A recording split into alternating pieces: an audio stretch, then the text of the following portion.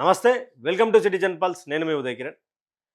పూర్తి స్థాయిలో తెలంగాణ రాష్ట్రంలో ఫీజు రియంబర్స్మెంట్‌కి సంబంధించినటువంటి ఇష్యూ పెద్ద ఎత్తున దుమారం రేపుతా ఉన్నది. దానిపై ఒక జీవోను కూడా ప్రభుత్వం ఎంటర్ చేసింది. ఆ యొక్క జీవోపై కూడా కొంత విద్యార్థి సంఘాలు, అదేవిధంగా పేద వర్గాలకు సంబంధించినటువంటి విద్యార్థులు కూడా ఆందోళన చెందుతా ఉన్నారు. ఏ విధంగా ఇలా అయితే ఇబ్బంది అవుతుందని కొన్ని ప్రధాన పత్రికలు కూడా రాసుకుంటూ వచ్చినాయి. చదువు కొనాల్సిందేనా అన్న కోణంలో. అంటే దానికి సంబంధించినటువంటి ఇక్కడ నుంచి ఏదైతే ఫీజు రియంబర్స్మెంట్ ఉందో దానికి సంబంధించినటువంటి విషయంలో విద్యార్థులే ఫీజులు చెల్లించాలి అనే కోణంలో కూడా కొంత గందరగోళమైనటువంటి పరిస్థితులను రాష్ట్ర ప్రభుత్వం సృష్టిస్తుంది.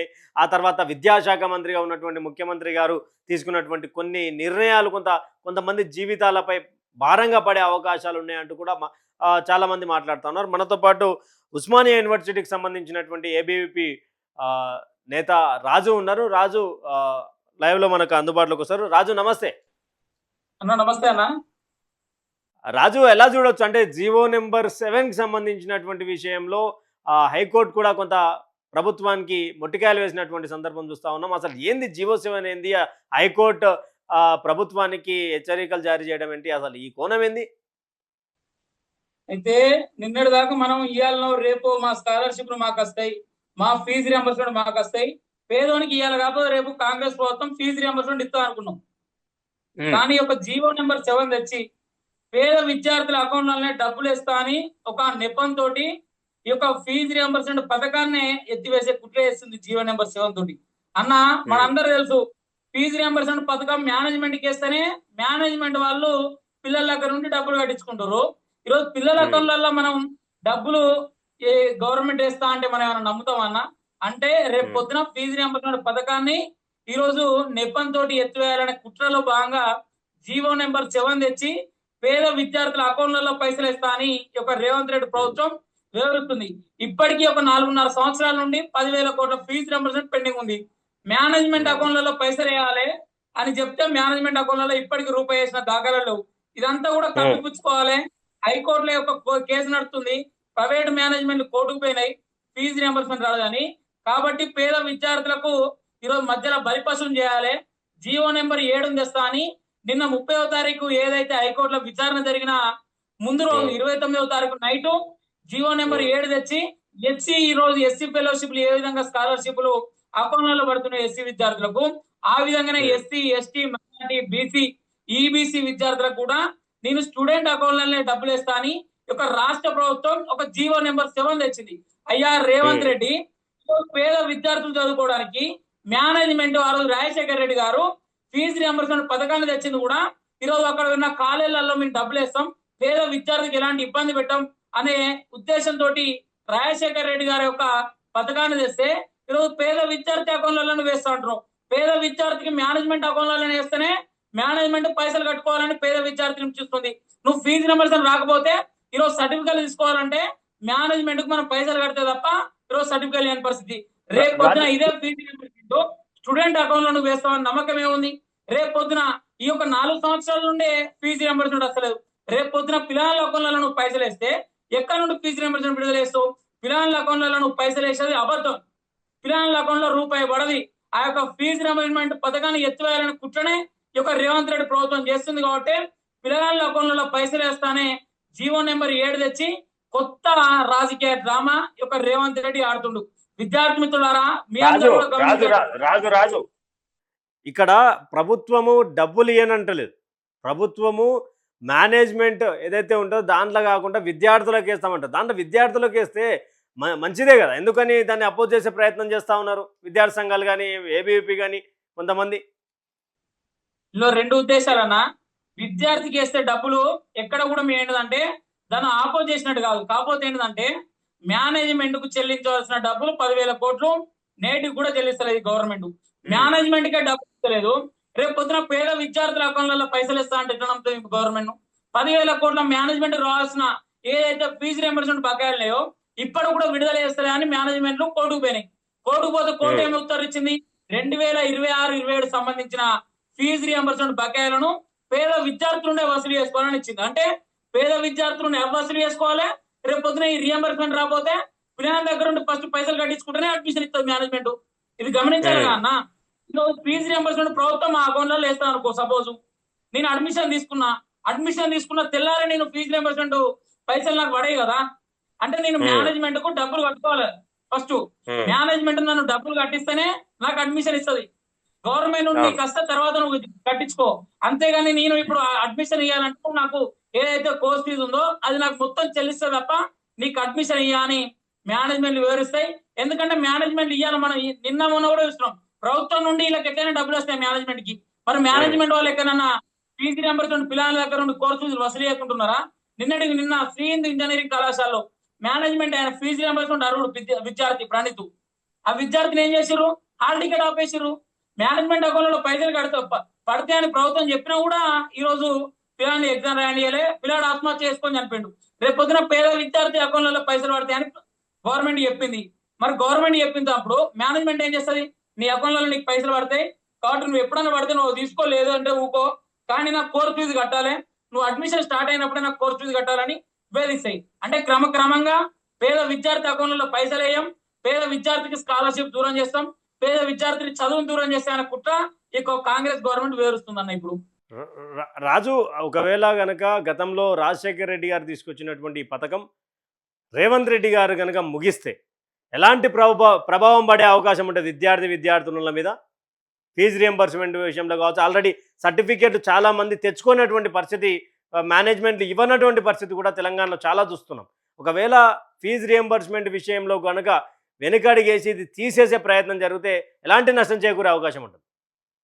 అమ్మా, తెలంగాణ రాష్ట్రంలో సుమారు 14 లక్షల మంది విద్యార్థులు ఫీజు రియంబర్స్మెంట్ స్కాలర్షిప్ మీద ఆధారపడి చదువుకునే విద్యార్థులు.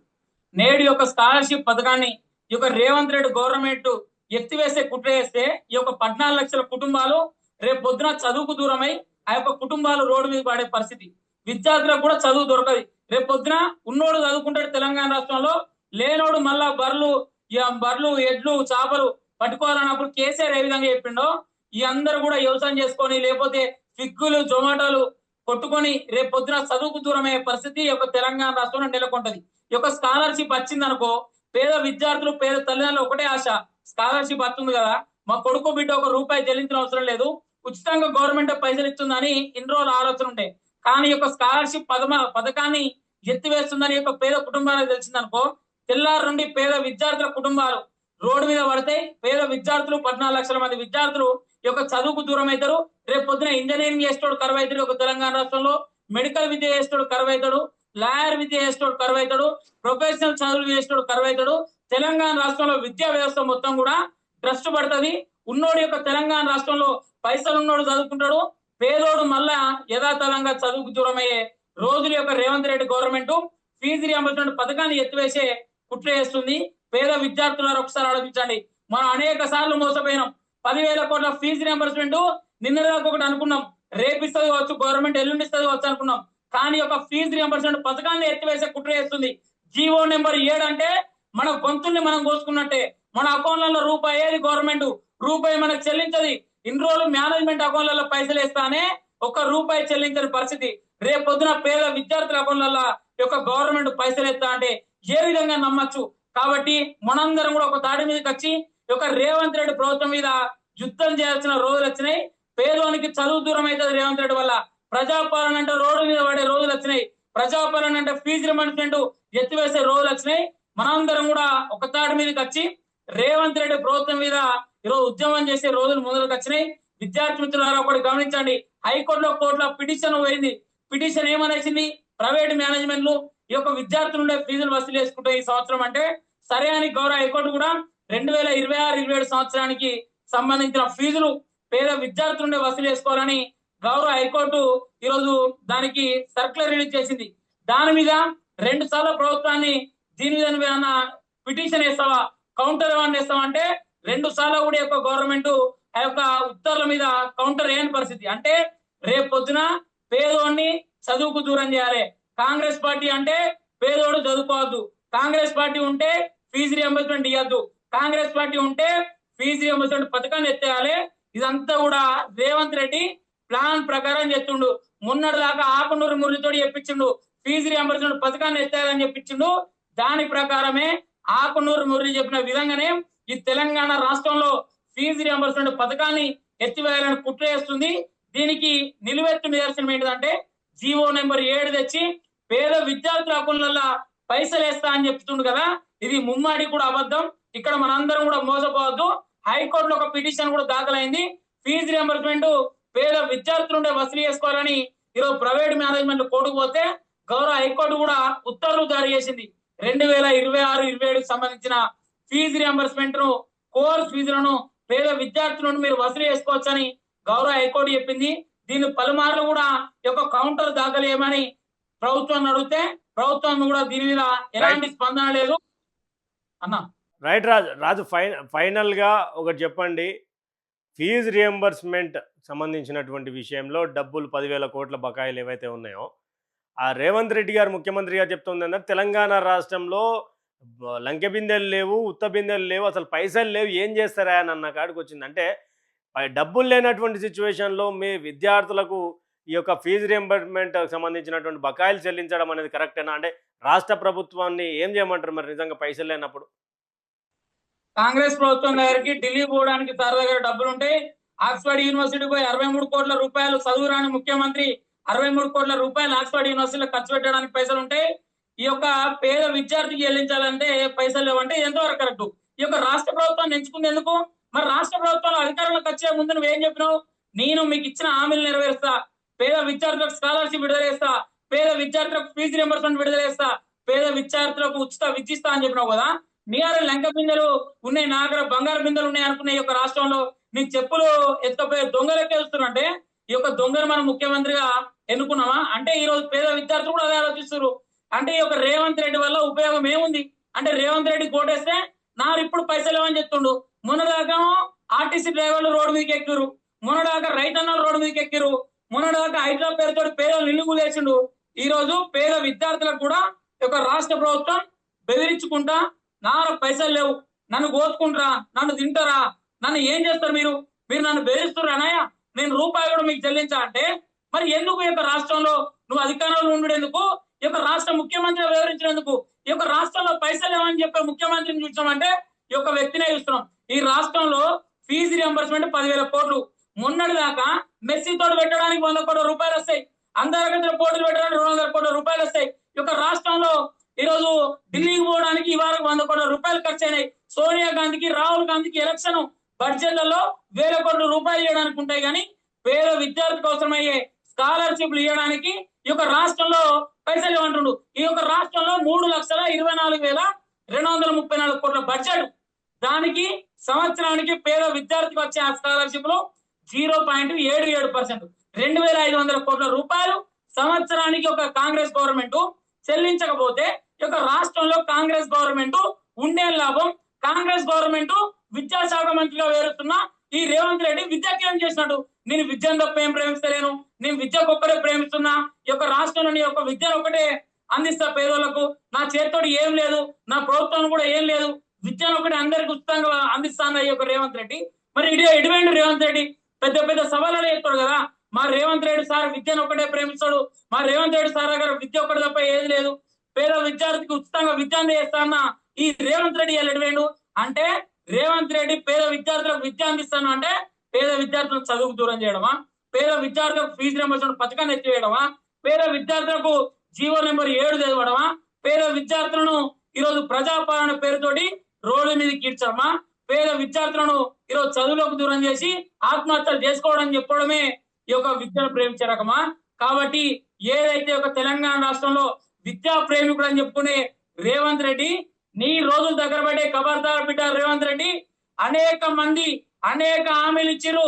కాంగ్రెస్ గవర్నమెంట్ రావడానికి ముఖ్య కారణం కూడా పేద విద్యార్థులు యూనివర్సిటీలు బలోపేతం అనుకున్నారు, పేద విద్యార్థులకు స్కాలర్షిప్ వస్తా అనుకున్నారు. ఈ గవర్నమెంట్ లా పేద విద్యార్థులకు ఫీజు రియంబర్స్మెంట్ వస్తాయని నీ యొక్క కాంగ్రెస్ గవర్నమెంట్ కి ఓటేసినాం. కాంగ్రెస్ గవర్నమెంట్ కి ఓటేస్తే నేడు ఏం చెప్తున్నా అంటే కాంగ్రెస్ గవర్నమెంట్ ఓటేస్తే పేద విద్యార్థులు రోడ్డు మీద ఇడుస్తుండు, కాంగ్రెస్ గవర్నమెంట్ ఓటేస్తే పేద విద్యార్థికి స్కాలర్షిప్ విడుదల చేస్తున్నాడు, కాంగ్రెస్ గవర్నమెంట్ ఓటేస్తే ఫీజు రియంబర్స్మెంట్ ఎత్తివేసే కుట్ర ఎత్తుండు. జీవో నెంబర్ 7 తెచ్చి పేద విద్యార్థిని ఈరోజు విద్యకు దూరం చేసే కుట్ర యొక్క ఈరోజు రేవంత్ రెడ్డి ఎత్తుండు. పేద తల్లిదండ్రులారా, విద్యార్థి పరిస్థితి వెంబడి మీరు నడవండి. జీవో నెంబర్ 7 అనేది అది ఎంత కూడా అసత్యం. పేద విద్యార్థులకు పైసలు ఇస్తా, వాళ్ళ అకౌంట్లలో పైసలు ఇస్తా అని చెబుతున్న నెపం మీద రేపు పొద్దున ఫీజు రియంబర్స్మెంట్ పథకాన్ని ఎత్తివేసే కుట్ర చేస్తుండు. ఇన్ని రోజులు మేనేజ్మెంట్ అకౌంట్ లో ఏనోడు ఈ రోజు స్కాలర్షిప్ మన అకౌంట్లలో వేస్తారంటే ఏ విధంగా నమ్మాలి? ప్రణీత్ విద్యార్థి ఆత్మహత్య చేసుకున్నాడు. మనలాంటి పేద విద్యార్థులు ఎంతమంది చనిపోవాలి? ఎంతమంది చనిపోతే రేవంత్ రెడ్డి స్కాలర్షిప్ ఇచ్చాడు. ఆ యొక్క స్కాలర్షిప్ ఇచ్చిన కూడా నేడు నమ్మసొక్కంగా లేదు. ఈ యొక్క స్కాలర్షిప్ ను కూడా రేపు పొద్దున ఎత్తివేసే కుట్ర చేస్తుండు. దీనికే జీవో నెంబర్ 7 తెచ్చిండు. తస్మాత్ జాగ్రత్త విద్యార్థి మిత్రులారా, పేద తల్లిదండ్రులారా, మీ కొడుకు బిడ్డ రోడ్డు మీద పడే రోజులు వచ్చినాయి. మీ కొడుకు బిడ్డ స్కాలర్షిప్ రాదు. మీ కొడుకు బిడ్డ స్కాలర్షిప్ కాంగ్రెస్ గవర్నమెంట్ ఎత్తివేయాలని కుట్ర చేస్తుంది. కాబట్టి విద్యార్థి పరిషత్ చేసే ఉద్యమంలో మీరందరూ కూడా భాగస్వాములు కావాలి. రేపు పొద్దున రేవంత్ రెడ్డి మెడలు వంచైనా సరే, ఏదైతే విద్యను ప్రేమిస్తున్నా ఈ యొక్క విద్యాశాఖ మంత్రి మెడలు వంచైనా సరే మన ఫీజు రియంబర్స్మెంట్ మనం సాధించుకుందాం. రేవంత్ రెడ్డిని యొక్క కుర్చీలోకి వెళ్ళి లేకుండా చేసినా కూడా ఫీజు రియంబర్స్మెంట్ 10,000 కోట్ల రూపాయలు ఏదైతే పెండింగ్ లో ఉందో అవి వచ్చేంత వరకు కూడా ఉద్యమాన్ని ఏబీపీ స్వీకారం చుడుతుంది. ఈ యొక్క ఉద్యమంలో మీ అందరూ కూడా స్వచ్ఛందంగా పాల్గొనాలి. ప్రభుత్వం చెప్పే జీవోను నమ్మకండి. ప్రభుత్వం కూడా అన్ని కూడా అసత్యాలు చెప్తుంది. పేద విద్యార్థిని ఈరోజు మాటలతోటి మమేకం చేస్తుంది, మాటలతోటి భయాందోళన గురి చేస్తుంది. హైకోర్టు కాలేపోతారు, జీవో నెంబర్ 7 వేస్తారు. అంటే రేపు పొద్దున ప్రైవేట్ మేనేజ్మెంట్లు ఈ యొక్క ప్రభుత్వం ఒకటై పేద విద్యార్థి మీద ఈరోజు హింసిస్తుంది. పేద విద్యార్థిని సర్టిఫికెట్లు కూడా పైసలు కట్టుకునే రోజు వచ్చింది. రేపు పొద్దున తెలంగాణ రాష్ట్రంలో విద్య అనేది అందాలంటే లక్షలు ఉన్నోడు చదువుకోవాలి, కోట్లు ఉన్నోడు చదువుకోవాలి, పేదోడు మళ్ళా విద్యకు దూరం కావాలి అనే నెపంతో Revanth Reddy government GO number 7 తెచ్చుడు. ఈ హైకోర్టులో పిటిషన్ కు ఈరోజు రిట్ పిటిషన్ వేయకపోవడానికి కూడా కారణం అదే. ఫీజు రియంబర్స్మెంట్ పథకాన్ని ఎత్తివేసే కుట్రలో భాగంగానే రేవంత్ రెడ్డి సర్కార్ వివరిస్తుంది. మనందరం కూడా ఉద్యమానికి స్వీకారం చుట్టాలి.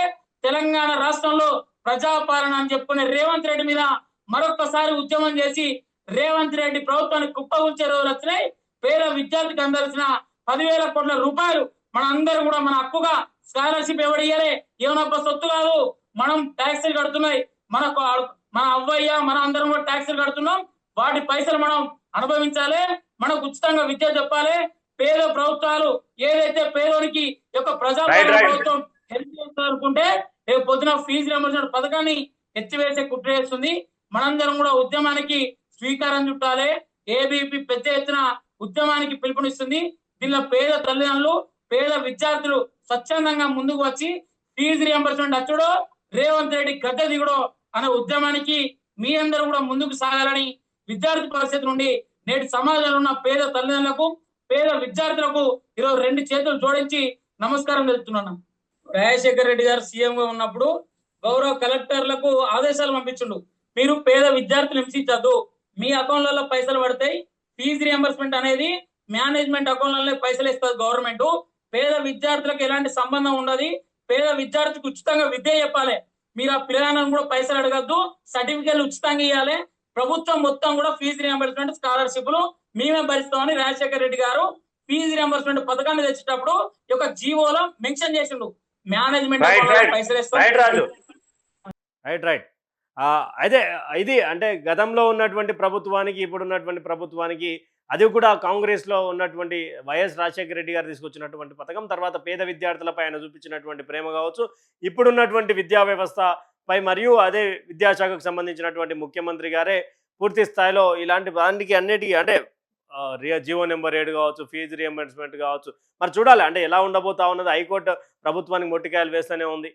మరి ప్రభుత్వం ఎలా రెడ్ పిటిషన్ వేస్తుందా లేదా అన్నది కూడా వేచి చూడాల్సినటువంటి పరిస్థితి.